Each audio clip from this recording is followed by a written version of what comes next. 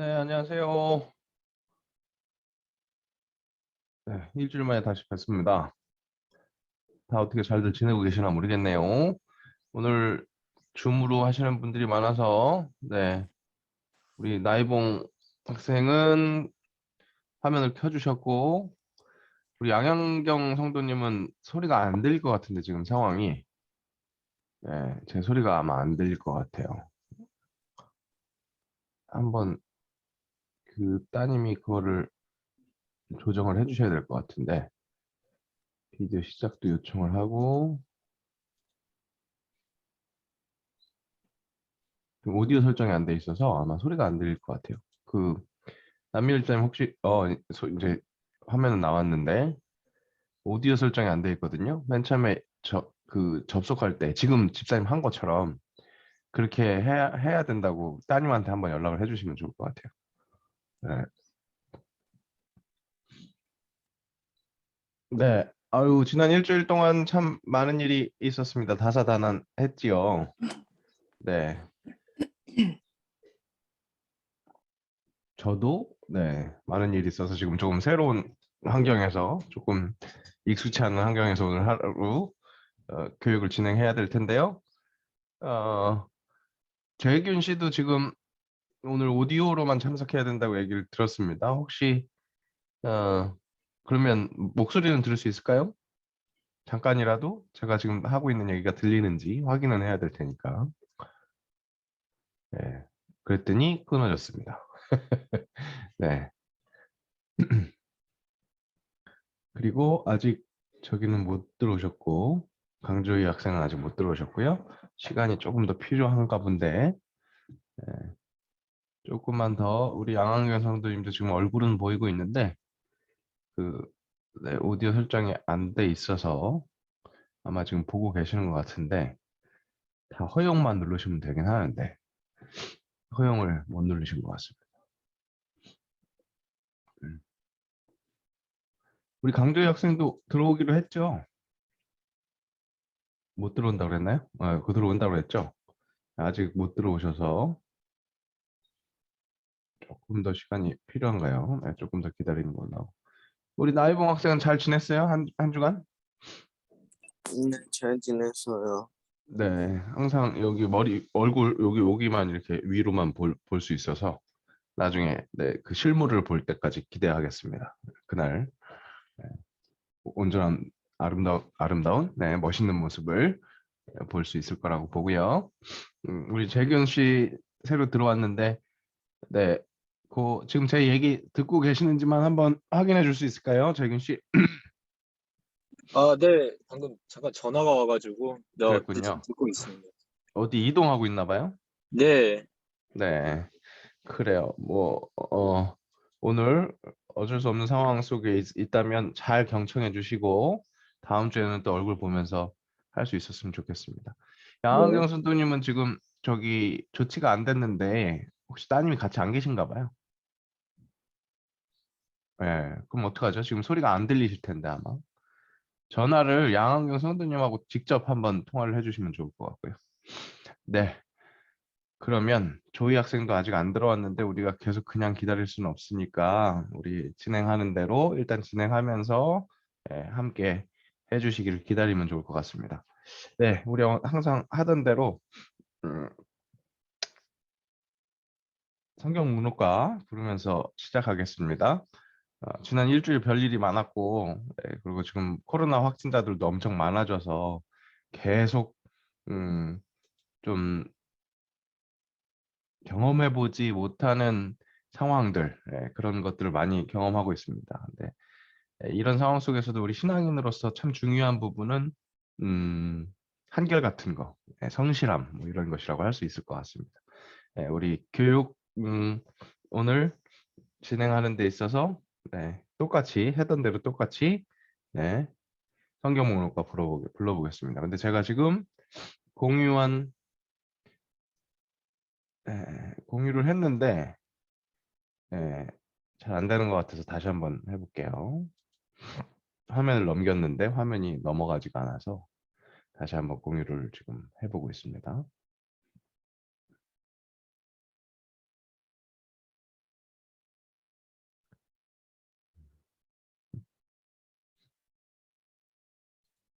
네.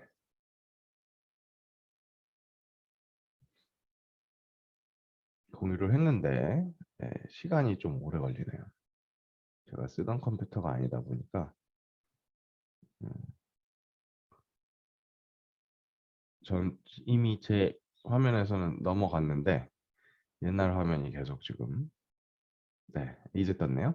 네, 우리 성경 목록과 함께 부르면서 오늘 수업 시작하겠습니다. 함께 부릅니다. 창세기, 출애굽기, 레위기, 민수기, 신명기, 여호수아, 사사기, 룻기, 사무엘 상하, 열왕기 상하, 역대 상하, 에스라, 느헤미야, 에스더, 욥기, 시편, 잠언, 전도서, 아가, 이사야,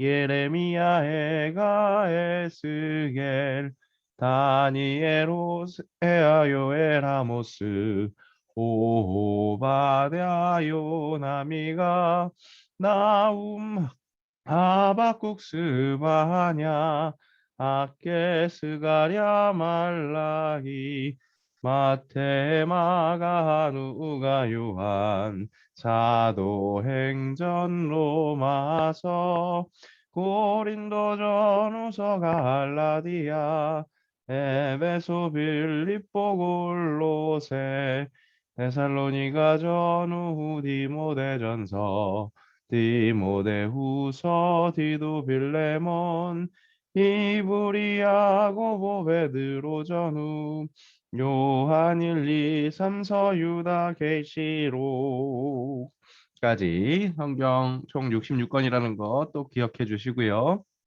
한 번 더 쓸까요? 구약, 어,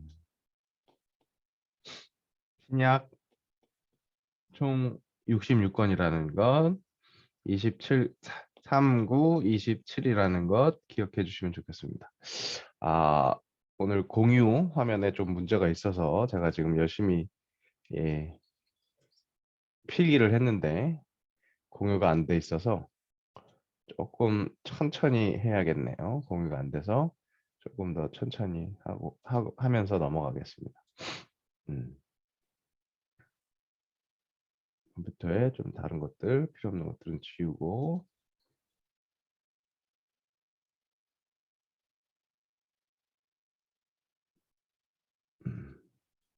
그래도 아직도 공유 화면이 넘어가지가 않아서 문제가 크네요.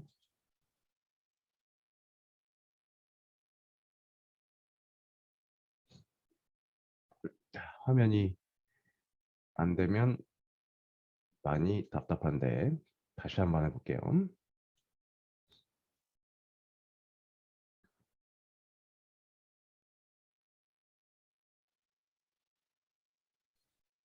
음,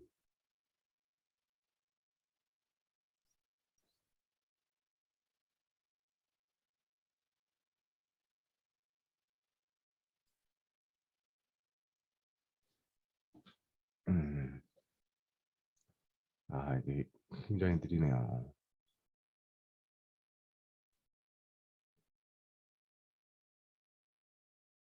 음, 음. 사도신경 우리 시작하면서 또 해보겠습니다. 함께 합니다. 나는 전능하신 아버지 하나님 천지의 창조주를 믿습니다. 나는 그의 유일하신 아들 우리 주 예수 그리스도를 믿습니다. 그는 성령으로 잉태되어 동정녀 마리아에게서 나시고 본디오 빌라도에게 고난을 받아 십자가에 못 박혀 죽으시고 장사된 지 사흘 만에 죽은 자 가운데서 다시 살아나셨으며 하늘에 오르시어 전능하신 아버지 하나님 우편에 앉아 계시다가 거기로부터 살아있는 자와 죽은 자를 심판하러 오십니다. 나는 성령을 믿으며 거룩한 공교회와 성도의 교제와 죄를 용서받는 것과 몸의 부활과 영생을 믿습니다. 아멘. 이 사도신경 또한 항상 우리 신앙의 중심이라는 것, 그 교육의 중심이라는 것 기억해 주시면 좋겠습니다. 오늘 지금 화면 공유가 좀 원활치 않아서 잠깐만요. 제가 조금 다른 방법을 한번 진행해 보겠습니다. 혹시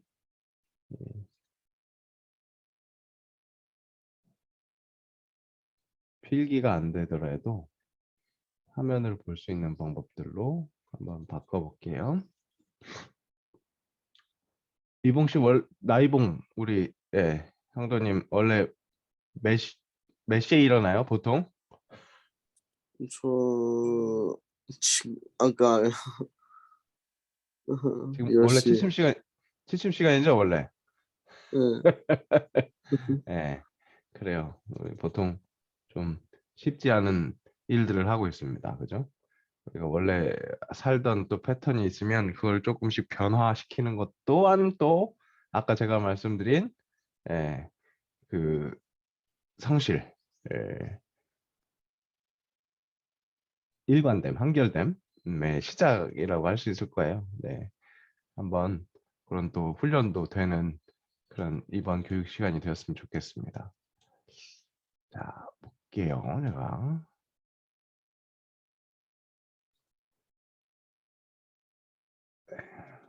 역시 기계가 좋아야 됩니다.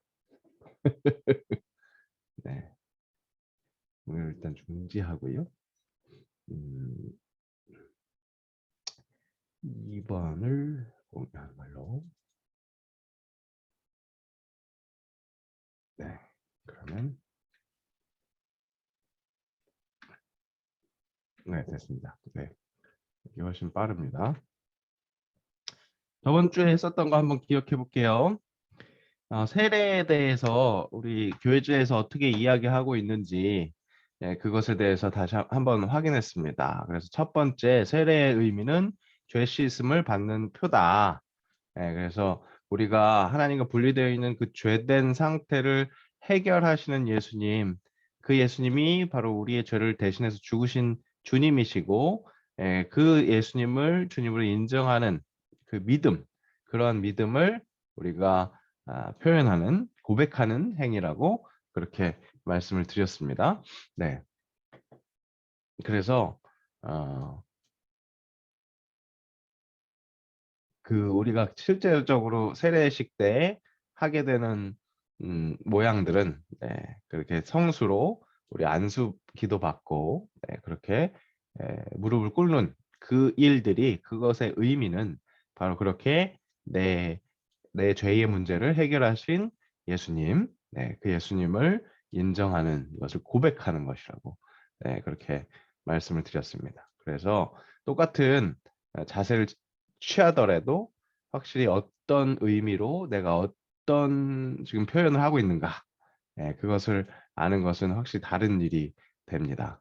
그러니까 우리 당일날, 우리 세례 받는 날 그렇게 무릎 꿇고 성수로 안수기도 받을 때 바로 이러한 뜻이 있다. 내가 그런 것을 지금 인정하고 있다.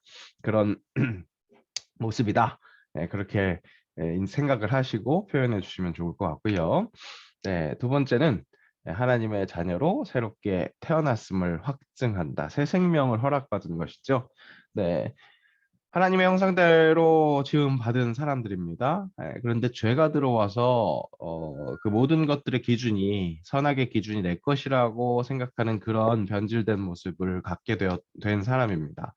그래서 하나님의 사랑처럼, 사랑만큼 원래 사랑해야 하는데, 사랑해야 마땅하는데 그렇게 하지 못하는 우리의 모습이었다는 것. 그런데 하나님께서 그 상태를 예수 그리스도, 독생자 예수 그리스도를 통해서 회복시키셨다는 것을 깨달았기 때문에, 내가 믿음으로 그것을 고백했기 때문에 그 믿음의 구원 안에 있는 것이기에 영원한 생명으로 이제 변화되는 것이죠. 바로 그러한 새롭게 태어나 새로운 생명을 허락받았다는 것을 확증하는 것이 바로 세례다. 네, 그렇게 말씀을 드렸고요. 세 번째, 그리스도의 몸된 교회의 일원이 되는 예식이다 말씀을 드렸습니다. 앞에서 두 개는 개인적인 신앙의 고백이라고 할 수 있어요. 하나님께서 내 죄를 씻어 주셨고 그래서 내가 새롭게 태어났음을 새로운 생명을 받았다는 것 개인 신앙의 표현이죠.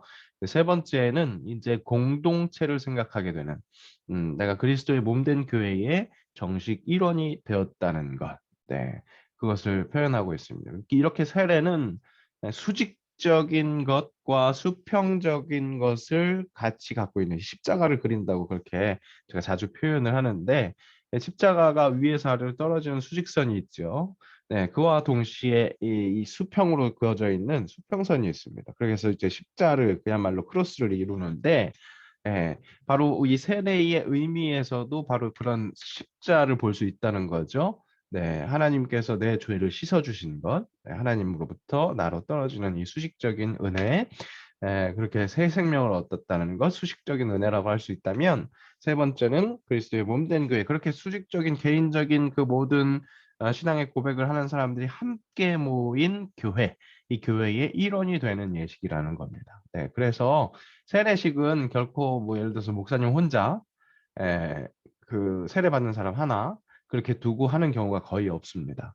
네, 교회 공동체의 앞에서 함께 교회 모든 공동체들이 함께 모인 상태에서 저 사람이 우리의 일원이 되었구나까지 같이 확인하는 하나님의 구원의 역사 예수 그리스도를 통해서 허락하신 그 구원의 역사를 허락받았구나라는 것을 하나님뿐만 아니라 사람들도 함께 보면서 증인이 되는 그런 예식이라고 할 수 있습니다. 이것은 마치 결혼식도 비슷하지요. 물론 남녀가 좋아하는 사랑하는 남녀가 둘이 그냥 우리 둘이 사랑합니다. 결혼합시다. 이렇게 할 수도 있지만 일반적으로 결혼식을 그렇게 하지 않죠. 증인을 세우고 이게 공식적인 약속이다 보니까 그렇게 공적인 자리에서 함께 합니다. 마찬가지로 세례도 개인적인 하나님과 나와의 만남뿐만 아니라 그 신앙의 고백을 공적으로 고백하는 것. 그래서 공적인 일원이 되었다는 것을 또 함께 확인하는 것. 그것이 바로 세례의 식의 의미라고 할 수 있겠습니다. 세례의 본질 안에 바로 이렇게 공동체성도 함께 있다는 것을 기억해 주시면 좋을 것 같고요. 그래서 이렇게 세례교회, 아까 세 번째, 이제 정말 몸된 교회의 일원이 되는 예식이다라고 했다면 진짜 일원이 되는, 진짜 일원이 되기 전과 진짜 일원이 되는 그 사이에서 변화가 있다고 얘기를 했죠. 그래서 원입교인이라 하면 그냥 교회 맨 처음에 와서 등록해서 내가 교회 다니겠습니다 하는 그 상태. 유아세례교인은 부모님의 신앙을 고백하면서 이 아이를 신앙으로 교육하고 양육하겠습니다. 라고 해서 그때 세례를 받았었던 그런 사람들이 있습니다. 그런데 그런 모든 사람들이 이렇게 세례, 입교 세례, 그러니까 원입교인은 세례를 한 번도 받지 않았기 때문에 세례를 받는 거고요. 유아세례교인은 어렸을 때 세례를 받았었기 때문에 자신의 입으로 자신의 신앙을 고백하는 그 입교 절차를 거치는 겁니다. 그래서 지금 우리 함께 공부하고 계시는 분들 중에 입교 받으실 분과 세례 받으실 분이 그렇게 나눠져 있는데 이렇게 나눠져 있는 이유는 세례는 평생에 한 번 받는 거예요.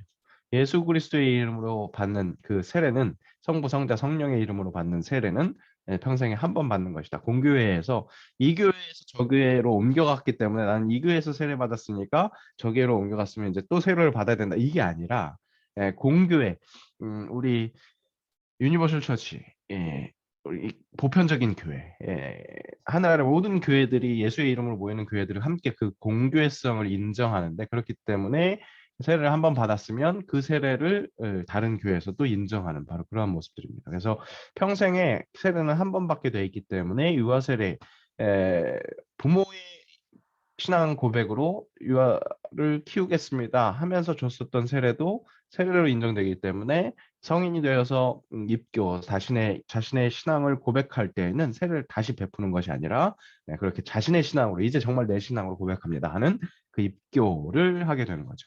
그래서 사실 누리는 권리와 의무는 같이 됩니다. 그죠? 원입교인이 세례교인이 되는 것이나 유아세례교인이 입교인이 되는 것이나 같은 권리와 의무가 있기 때문에 함께 이렇게 설명을 하는데 이렇게 세례받고 입교하게 되므로 받게 되는 권리와 의무 저번 주에 확인했죠. 두 가지의 권리가 있다. 첫 번째 권리는 성찬 참여권, 성찬에 참여할 수 있게 되는 것이다. 예배는 누구나 와서 참여할 수 있지만 그 속에서 베풀어지는 성찬은 좀 차별이 있다라고 말씀을 드립니다. 사실 정확하게 말씀드리면 예배도 누구나 예배를 드릴 수 있는 건 아니에요. 예배 참석은 할 수 있죠. 예배에 누구나 참석할 수 있습니다. 크게 문제를 일으키지 않는 이상, 뭐 예배에 막 질서를 방해하지 않는 이상 누구나 예배에 참석할 수 있습니다. 하지만 예배를 진정하게 예배로 드릴 수 있는 사람은 그리스도를 믿는 믿음 안에서 그게 가능한 것이죠.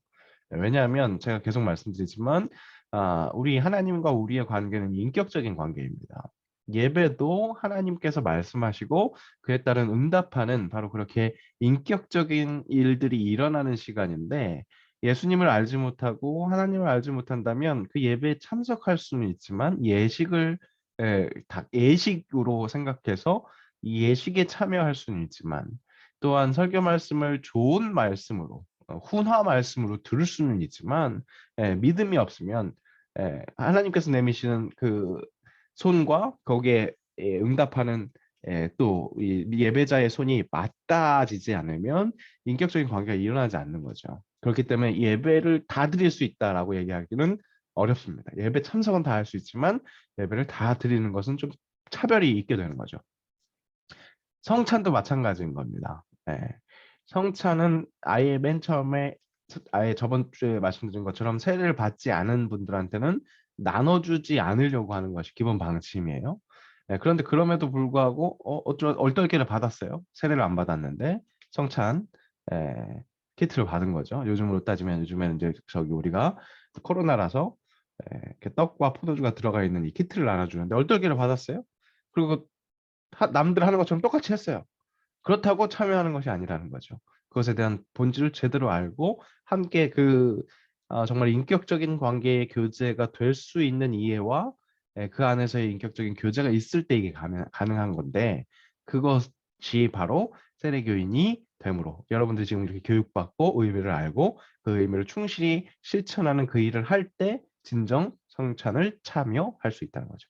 그래서 첫 번째 권리가 그 성찬의 참여권인데 그러면 그 의미를 제대로 알아야 된다는 거죠. 성찬은 교회에서 행하는 여러분들 받는 세례와 성찬 이 두 가지 거룩한 예식 중에 하나인데 그 의미는 첫 번째 나를 위해 죽으신 예수님을 기억한다는 것. 여러분 아시고 저번 주에도 제가 말씀드린 것처럼 성찬은 예수님께서 잡히시기 전날 밤 제자들과 함께 나눴었던 떡과 포도주죠. 그리고 이것이 너희를 위해서 희생하는 내 살이다, 피다 그렇게 말씀하시고 이것을 먹으면서 내가 다시 올 때까지 기념하라라고 그렇게 말씀하셨기 때문에 기념하는 예식인데요. 그러니까 첫 번째 나를 위해서 죽으신 예수님을 기억하는 것 이것이 중요한 부분이라는 겁니다. 떡을 먹고 포도주를 먹는 것 정말 요만큼 양도 요만큼이라서 진짜 내 피와 살이 되는 것에서는 얼마나 도움이 될지 모르겠는데 바로 그 예식을 취할 때 이것이 나를 위해 죽으신 예수님의 살과 피라는 것을 기억한다는 것 그것이 큰 의미라는 겁니다. 이 첫 번째 성찬의 의미도 수직적인 관계를 드러내고 있습니다. 예수님께서 나를 위해서 죽으셨다는 기억하는 것, 개인적인 하나님으로부터 나에게 내려오는 은혜라고 할 수 있겠죠. 근데 두 번째 의미는 또 공동체성을 드러내는 것을 볼 수 있습니다. 주님의 살과 피를 함께 먹고 마신 우리가 한 몸 된 것을 확인하는 예식. 교회가 함께 그 성찬을 참여하고 있다는 것, 식구 말씀드렸죠 저번 주에 함께 먹고 마신다는 것, 그 공동체라는 것을 기억한다는 거죠. 그래서 제가 이 성찬에 대해서 설명드릴 때 다시 한번 우리 기존 성도들에게도 다시 한번 강조하는 것이 있는데 보통 성찬식 하게 되면 이 1번의 의미에만 너무 집중한 나머지 슬프고 하나님 감사합니다. 그 은혜만 감격하고 거기에 갇혀 있는 경우들이 있는데 그것과 동시에 그만큼 중요한 것이 바로 두 번째 우리가 한 몸과 한 피를 먹고 마시는 한 가족이라는 것, 한 공동체라는 것을 확인하는 예식이라는 것이 굉장히 중요하다는 것. 네, 그것을 함께 기억해 주시면 좋겠습니다. 성찬, 그런 의미가 있는 성찬에 여러분도 참여할 수 있다는 것이 세례교인의 첫 번째 권리라고 말씀드렸고요. 두 번째 권리는 바로 공동의회 회원권이 있다는 것. 말씀드린 것처럼 공동의회라 하면 우리가 교회도 공동체이기 때문에 의사를 결정해야 할 회의들, 중요한 회의가 있기 마련인데 그 회의에 바로 참석해서 발언할 수 있고 선거권도 있고 피선거권도 있다는 것을 기억해 주시면 되겠습니다. 그래서 뭐 공동회의 주된 의제는 인사에 대해서, 그러니까 우리 교회에서 인사라 하면 뭐가 있을까요? 바로 이제 항존직, 장로, 권사, 안수집사와 같은 이걸 항존직이라고 하는데 한 번 받게 되면 이제 계속 이제 죽을 때까지 그 직분을 갖게 되는 거죠. 그 직분을 갖게 되는 이유는 어떤 계급이 있어서, 교회의 계급이 있어서 이분들이 더 높습니다. 더 이분들을 인정해줘야 됩니다. 이런 모양으로 직분을 주는 것이 아닙니다. 이 직분을 주는 것은 그야말로 그 직분, 나누어서 감당해야 하는 일이 있기 때문에 그런 거고요. 그 일에 어떻게 보면 더욱더 책임감 있게, 더욱더 많은 것들을 감당할 수 있게 그렇게 직책을 드리는 거죠. 이유는 그 사람을 높이기 위함이 아니라 교회에 필요한 일들을 잘 감당할 수 있도록 그렇게 임무를 나누어 주고 일을 맡겨 드리는 겁니다. 사실은 이거는 세상의 그 이치로 하자면 잘 이해가 되지 않는 부분이죠. 대가가 있어야 되죠. 뭘 일을 하려고 그러면 더 대가가 있어야 돼요. 그러니까 쉽게 말씀드리면 직장에서 일을 하면 그것에 대한 대가가 있죠. 봉급이 있어요. 그죠? 그래서 뭐 쉽게 얘기하면 막 먹고 살기 위해서 일을 하는 것처럼 그렇게 직업관을 갖기 쉬운데, 교회에서 이렇게 직분을 받게 되면 음, 실은 더 많은 내 시간과 더 많은 물질을 내게 됩니다. 예. 그런 일을 감당하자고 사람을 뽑고 사람을 세우는 거죠. 사실은 세상 이치로는 잘 이해되지 않는 부분입니다. 근데 이제 요즘 많이들 이제 지적하는 것이 그것도 명예처럼 생각해서, 그래서 서로 그렇게 경쟁하고 그렇게 생각한다는데, 사실은 이 직분제의 시작은 명예가 아니라 더 많은 일을 감당하게 하는, 그러니까 세상의 원리와 정반대되는, 뭔가 내가 더 많이 일을 하게 되면 나한테 더 소득이 있고 뭔가 더 얻게 되는 건데, 뭔가 일을 더 많이 맡게 되면 쉽게 얘기해 돈도 더 많이 내야 되고요. 음, 시간도 더 많이 들여야 되고요. 그런 세상의 이치가 반대되는 일을 하게 됩니다. 그 일을 세워나가는데 인사권을 주는 공동의회라는 것, 그뿐만 아니라 교회에서 중요한 어떤 뭐 회계권도 있겠죠. 돈을 어떻게 쓰는 것, 예산, 결산, 이런 것들에 대한 공동의회를 할 때에도 여러분들 이제 회원권이 있다는 겁니다. 하나의 확실한 이 공동체 안에서 내 의견도 중요하게 반영이 된다는 거죠. 네. 네. 그렇게 권리가 있다고 한다면 그 권리를 잘 역시 활용하셔야 될 거고요. 권리를 잘 인도해야 될 겁니다. 덧붙여서 이제 그에 따른 의무가 있다고 말씀드렸습니다. 저번 주에 1번, 3번은 이제 말씀을 드렸어요. 예배가 그만큼 중요하기 때문에 공동 예배의 출석이 첫 번째 의무다. 그리고 세 번째, 교회에서 하자는 것 하고 하지 말자는 것 하지 않는 것, 그것이 교회의 치리에 복종하는 것 굉장히 중요하다.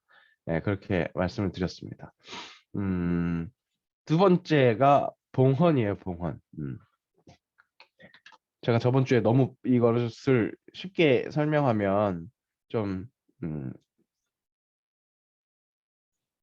또 잘못 오해하실 수 있을 것 같다고 그래서 따로 오늘 설명하기로 했는데, 일단 먼저 말씀드릴 것은 저번 주에 말씀드린 것처럼 이 의무의 세 가지는 교회 공동체를 위한 것 같지만 그와 동시에 개인의 신앙의 성숙과 유지를 위해서 꼭 필요하다고 말씀드렸고요. 그런 부분에서 봉헌이 어떻게 필요한 것이냐. 우리가 갖고 있는 모든 것이 하나님으로부터인 것이죠. 우리의 신앙의 고백은 바로 거기서부터 시작됩니다. 그죠? 세상의 시작이 하나님으로부터고 그 하나님께서 시작하고 만들어 놓고 끝낸 것이 아니라 지금 내 삶에서도 바로 아버지처럼 함께 친밀하게 함께 하시면서 그 함께 하시면서 주신 가장 큰 은혜는 아, 예수 그리스도라는 독생자 예수 그리스도를 우리에게 보내셔서 끊어진 하나님과 우리와의 관계가 끊어진 그 상태를 연결시키신 것이 가장 큰 은혜라는 것. 그것이 우리의 신앙의 고백이라는 거죠. 그 모든 것, 창조하시고 다시 재창조, 구원하시고 또 결국에는 완벽한 구원으로 이끌어 가시는 하나님의 은혜가 정말로 시작부터 끝까지 하나님의 은혜라는 거죠. 그것이 우리의 신앙의 고백입니다. 그 안에, 그 알파와 오메가 안에 우리가 살고 있는 그 모든 섭리 또한 들어가 있는 거죠. 그죠? 그래서 내가 지금 호흡을 할 수 있는 것, 지금 내가 옷을 입을 수 있는 것, 내가 일용할 양식, 우리 이 주기도문에서 표현하는 것처럼 일용할 양식, 오늘 먹을 수 있는 양식이 있는가. 이 모든 것들이 하나님이 주신 은혜라는 것을 고백하는 거죠. 이것이 다 하나님께서 허락하셨기 때문에 가능합니다. 라고 고백하는 것이 우리의 신앙이라는 겁니다. 그렇다면 그렇게 다 모든 것들을 받았다면 그 받은 것에 대한 감사를 드려야 되는 거죠. 진정한 관계가 주어져 있다면 우리가 내리사랑에서도 그러니까 부모와 자식 간의 내리사랑도 효를 해야 아, 그것이 인간적으로 합당하다, 도리다 그런 우리의 인식이 있잖아요. 그거와 마찬가지로 하나님께 우리의 감사를 표현할 필요가 있다는 겁니다. 물론 하나님은 우리의 것, 우리가 갖고 있는 이것을 가지고 그것을 뭔가 유용하게 쓰시고 예를 들어서 11조를 내가 드려요. 그럼 그 11조가 하나님한테 그게 꼭 필요한 걸까요? 그게 아니죠. 하나님한테 정말 필요한 것은 우리의 마음인 거죠. 네.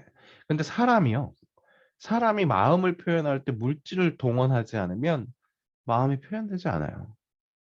그것을 우리는 인간관계 속에서도 충분히 느낍니다. 예를 들어서 하나 말씀드릴까요? 제가 음대를 나왔어요. 네, 공연 예술을 하려고 했었던 사람인 거죠. 근데 공연 예술 하는 사람들이 절대 초대권을 주면 안 된다고 얘기를 해요. 왠지 아십니까? 초대권을 주면 안 와요, 사람들이. 단돈 5천 원, 만 원이라도 아, 받고 드려야 자신의 물질이 있어야 그 공연으로 올 수 있거든요.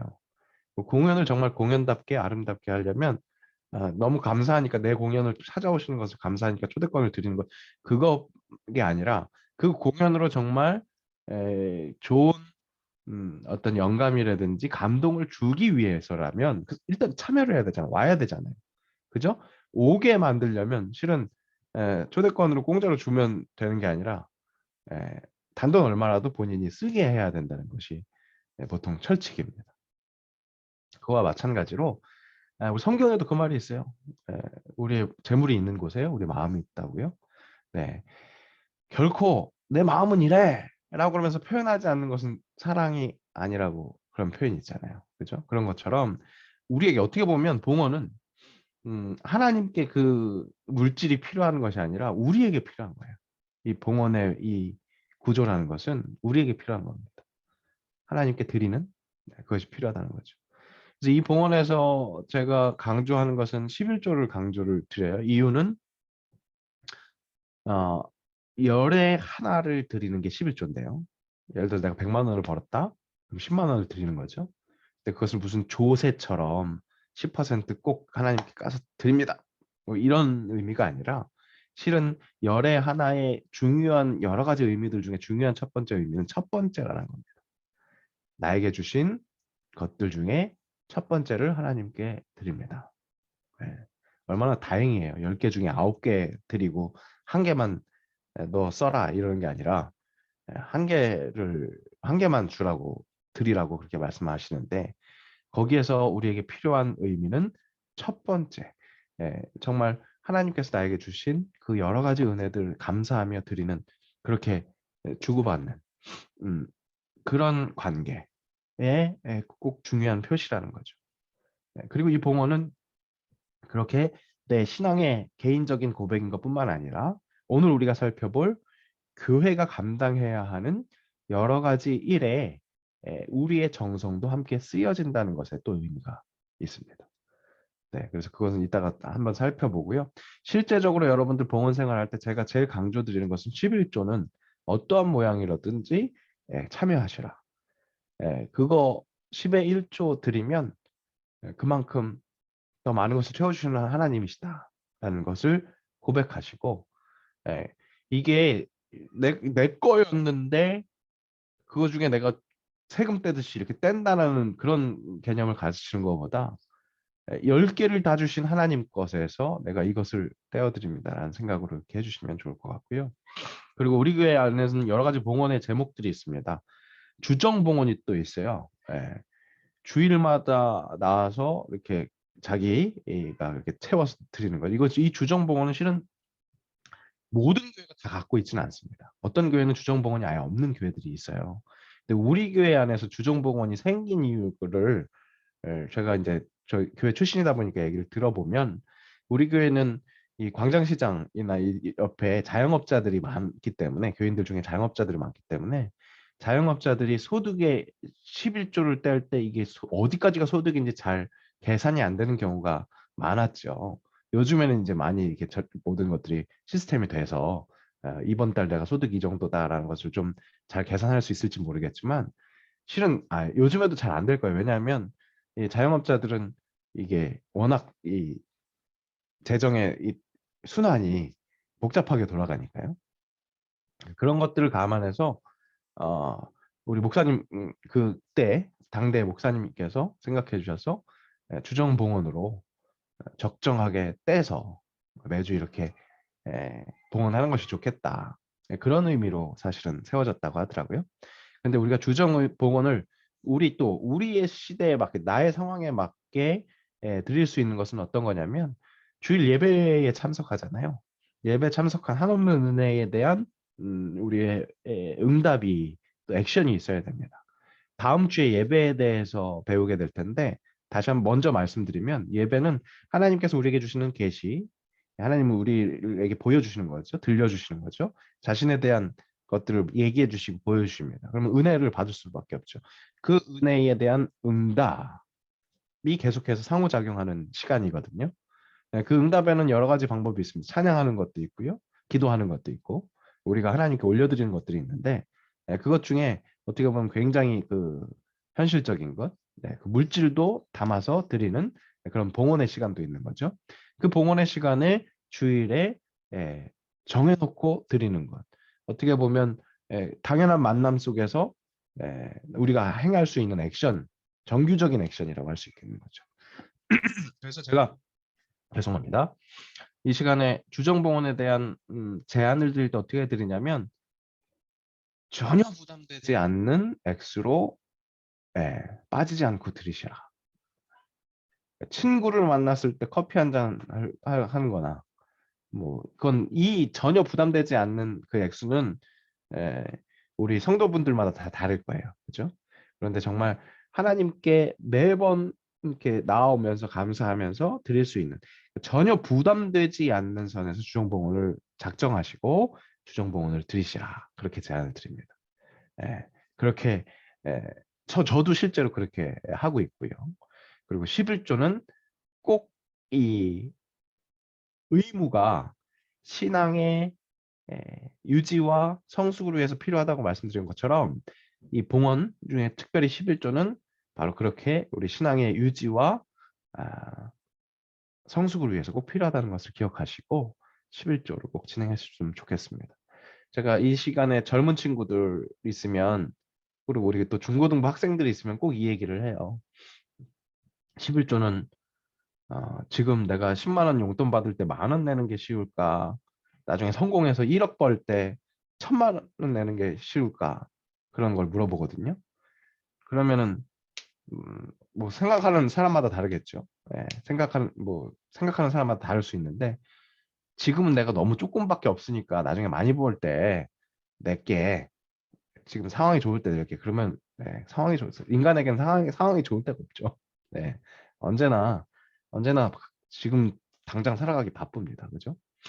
그런데 이것은 제가 말씀드린 것처럼 10개 먼저 벌어놓은 것에, 내 것에서 하나를 빼는 게 아니라 10개 다 하나님이 주신 것에서 첫 번째 것 드립니다. 난 그 마음으로 드리면요. 기도도 제가 저번에 한번 그 얘기 했죠.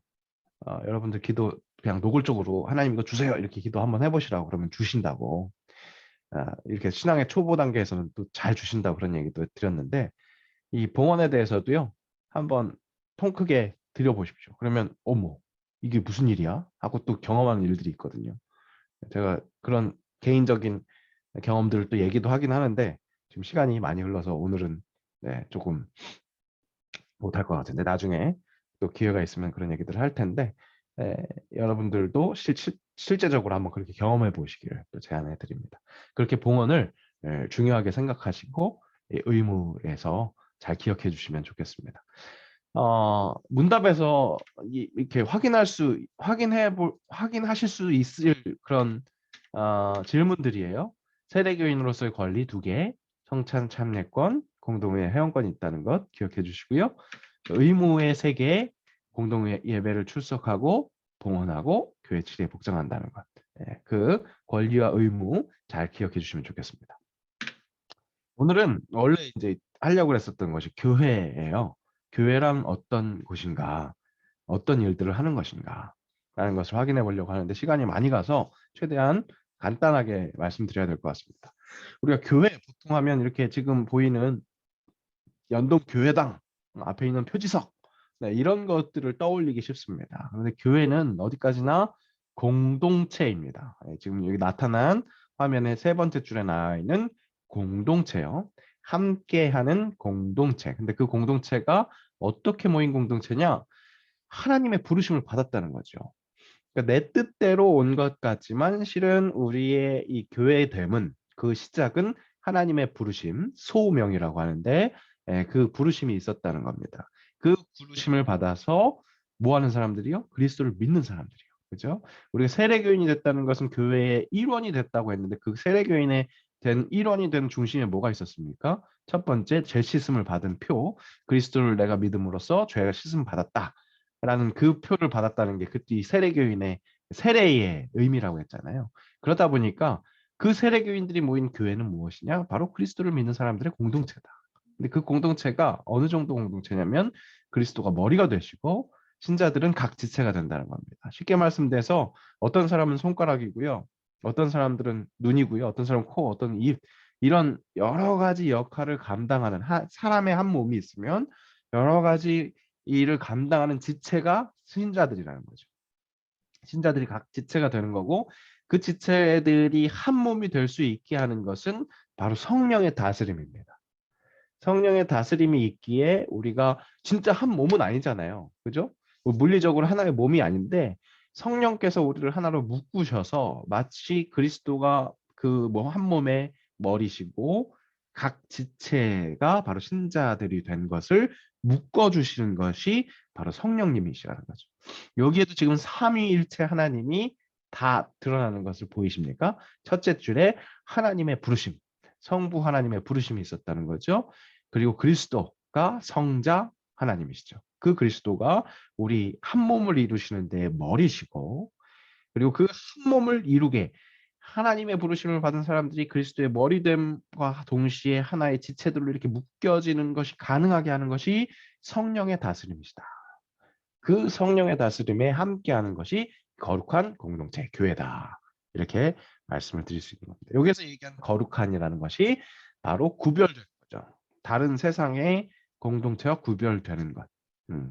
거룩하다는 것은 뭔가 신성하고 확실히 막 깨끗하다 뭐 이런 이미지가 있을 수 있지만 실은 더 정확한 한마디로 표현하자면 구별됨입니다. 세상과 다른 것. 세상에도 여러 동호회가 있어요. 그죠? 동호회의 중심에는 축구하는 동호회는 조기 축구에는 축구라는 중심이 있고요. 뭐 여러 가지 뭐 등산에는 등산이라는 중심이 있죠.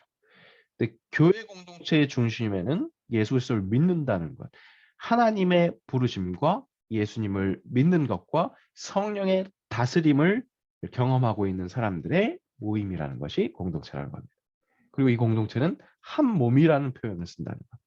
한 치 건너 두 치라는 표현이 있어요. 그죠? 뭐 아들은 아들이고 사위는 사위인 거죠. 며느리는 며느리고 딸은 딸인 겁니다.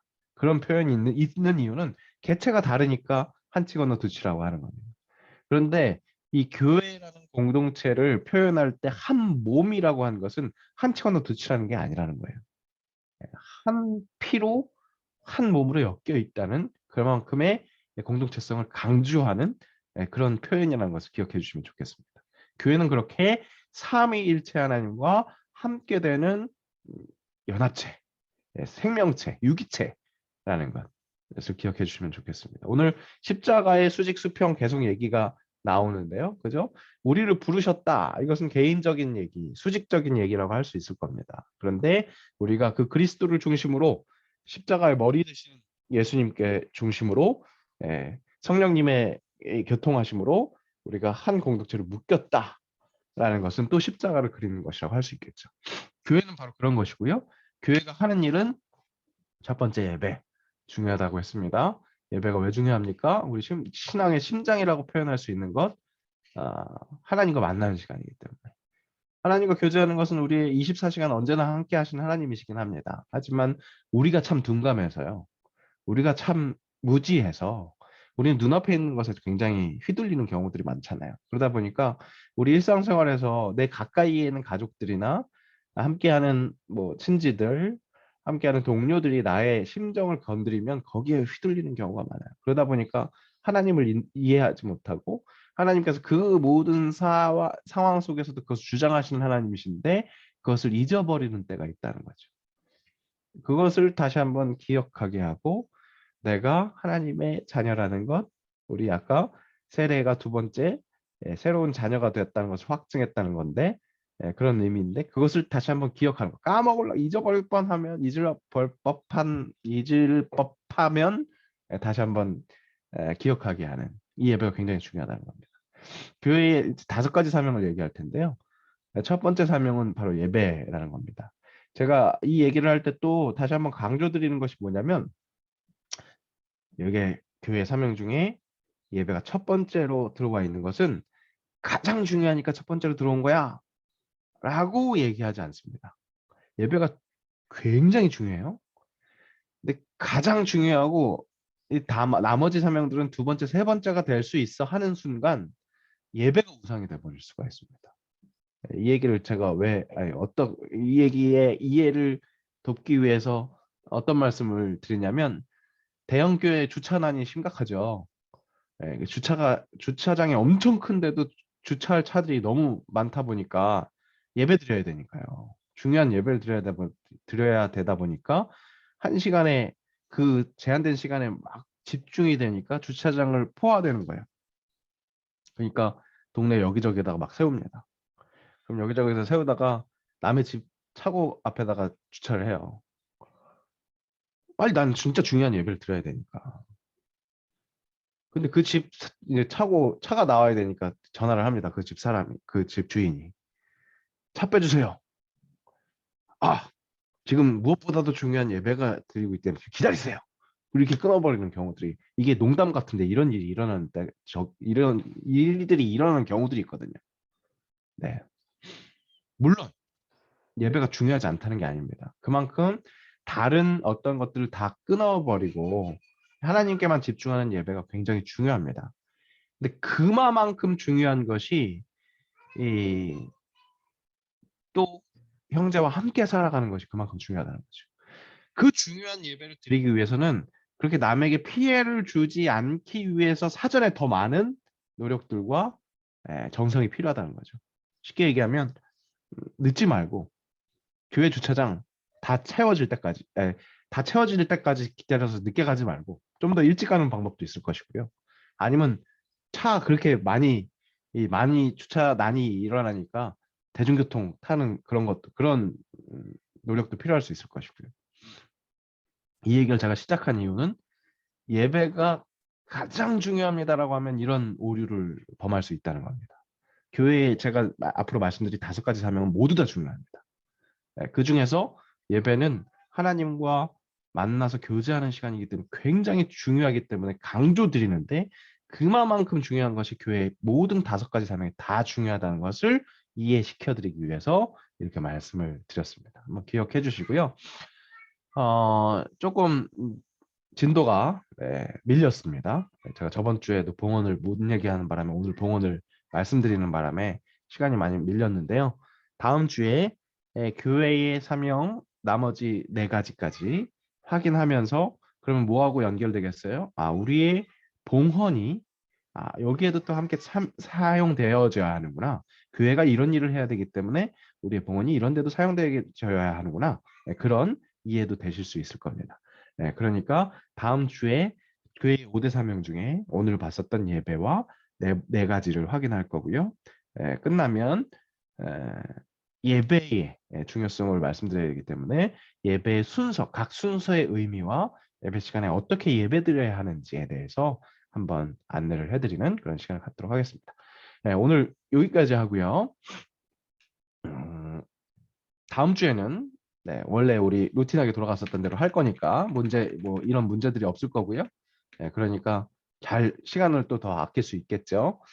다음 주에 뵐 수 있도록 하겠습니다. 오늘 마지막 주기도문 하심으로 우리 교육 마치겠습니다. 함께 주기도문 합니다. 하늘에 계신 우리 아버지, 아버지의 이름을 거룩하게 하시며 아버지의 나라가 오게 하시며 아버지의 뜻이 하늘에서와 같이 땅에서도 이루어지게 하소서. 오늘 우리에게 일용할 양식을 주시고 우리가 우리에게 잘못한 사람을 용서하여 준 것 같이 우리 죄를 용서하여 주시고 우리를 시험에 빠지지 않게 하시고 악에서 구하소서. 나라와 권능과 영광이 영원히 아버지의 것입니다. 아멘. 네, 오늘도 수고하셨고요. 네, 최대한 교육에 성실하게 잘 참여해 주시길 바라고요. 제가 오늘 그 얘기 드리려고 했는데 다시 마지막으로 한 번만 더 드릴게요. 우리가 4월 3일, 그죠? 4월 3일이 이 세례 날입니다. 그렇죠? 세례 받는 날인데 4월 2일 3시에 문답이 있다는 거 스케줄 잘 조정하셔서 준비해 주시고요. 그리고 이제 막바지가 가니까 과제들도 신경 써주시고 또 서류 혹시 아직 안 내신 분들 계시면 서류도 신경 써주시면 좋겠습니다. 네, 여기까지 하시고 우리 교육생들은 먼저 퇴장해 주시면 우리 섬김이들 모임 갖도록 하겠습니다. 수고하셨습니다. 우리 나이봉 형제 수고했어요.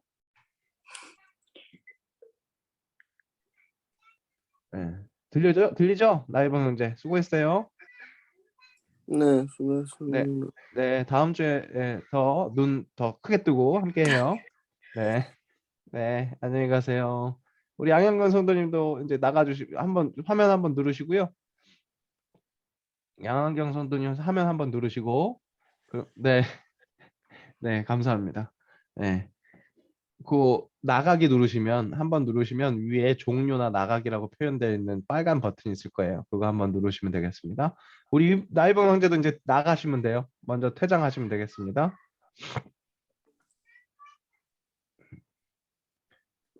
양한경 선생님 화면 한번 누르시고요. 화면 한번 누르시고 그러면 위에 빨간색으로 종료라고 나가기 뭐 이렇게 표현되어 있는 게 있어요. 그거 한번 누르시면 나가실 수 있습니다. 잘 모르시겠나 봐요. 가만히 있어봐요. 제가 그러면 맞아요. 한번 하시면 되겠습니다. 빨간 거 나가기 누르시면 나가십니다. 아니면 제가 제거를 해드리는 게 낫겠네요. 안녕히 가세요. 네, 네네네. 제거를 해드릴게요. 네, 됐습니다. 네, 오늘도 수고하셨고요. 뭐 얘기를 들으셨 분들도 계시겠지만 제가 저번 주 월요일 날 새벽 기도를 마치고 자가 키트를 해봤더니 양성이 떠서 오늘까지 지금 격리 중에 있습니다. 지금 이 방은 정말 저만 격리되어 있는 방이고요. 일주일을 아주 그냥 확실하게 격리하는 바람에 아주 머리가 지금 띵하고 세상과 확실히 분리되어 있는 한 번 나왔군요. 참 제가 그걸 했습니다. 확진자 투표. 그 특별한 확진자 투표를 했습니다. 네. 다행히도 뭐 아프거나 그러지는 않고요. 조금씩 불편하기만 했는데 잘 지나가서 오히려 하나님 멈추라고 하시는 것 같은 시간인 것 같아서 멈춰 있었고요. 그리고 3차 맞고 한 번 아프면 슈퍼 항체가 생긴다고 뭐 그런 얘기가 있더라고요. 이제 더 열심히 우리 그 성도들 함께 볼 수 있을 것 같습니다. 그런 의미로 좋게 하시고 그래도 여러분들 조심하시고요. 요즘 너무 많아서 저도 어디서 걸린지 모르겠더라고요. 그래서 뭐 어쨌든 결국 다른 사생활은 없었고 뭐 우리 전도사님들 목사님들 만나거나 뭐 장례식장 가거나 뭐 이런 거였는데 거기에서 아마 걸린 것이니까 또 하나님은 뜻이 있었겠죠. 그러니까 오늘 24시로 끝나니까 뭐 걱정 안 하셔도 되고요. 여러분들 조심하시고 기도하시는 또 한 주간이 됐으면 좋겠습니다. 제가 그 교육생들한테 말씀드린 것처럼 이제 마무리될 때가 다 돼서요. 우리 과제나 그런 필요한 서류들 그런 것들 잘 말씀해 주시고 그리고 제가 또 당부 드렸지만 그 문답 시간에 꼭 잘 참여할 수 있도록 시간 조율 잘 할 수 있도록 그렇게 해주시고 그리고 이게 줌으로 하다 보니까 상황이 있으니까 상황에 대한 얘기들을 하기도 하겠지만 최대한 이렇게 좀 이 50분 이 시간에는 집중해서 하실 수 있도록 좀 일정을 조정하시라 그렇게 조금 유도를 해주시면 좋겠습니다. 네, 수고하셨고요. 뭐 특별히 하실 말씀이나 해야 될 얘기가 있을까요? 네, 없으시면 기도하겠습니다. 하나님 감사합니다. 우리 삶의 모든 것들을 주관하시는 하나님이신 줄을 믿습니다. 그렇기에 허락되는 상황과 모든 일 속에서 더욱더 하나님의 뜻을 찾습니다. 우리 사랑하는 권사님, 집사님 모든 우리 스태프들이 이 삶에서 그렇게 세밀한 음성으로 들려주신 하나님의 음성을 잘 들을 수 있게 하시고 그 속에서 순종하게 하시고 그래서 하나님이 원하시는 대로 경험하며 또한 좋은 영향력, 선한 영향력을 끼치며 살아가는 귀한 주의 자녀들 될 수 있도록 인도하여 주시옵소서. 하나님이 우리를 사랑하셔서 자녀 삼으신 것 깨닫게 하는 이 귀한 세례교육 이제 벌써 이제 다음 주, 그 다음 주 그렇게 2번 남았습니다.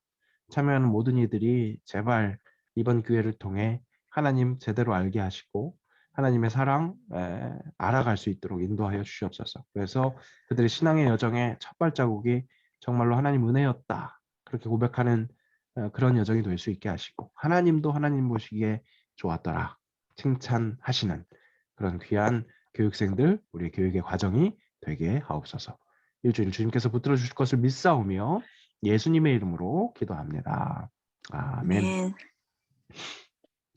네, 수고하셨습니다. 네, 다음 주에 또 뵙겠습니다. 네, 다음 주 뵙겠습니다. 네, 감사합니다. 건강 조심하세요, 목사님. 네, 감사합니다.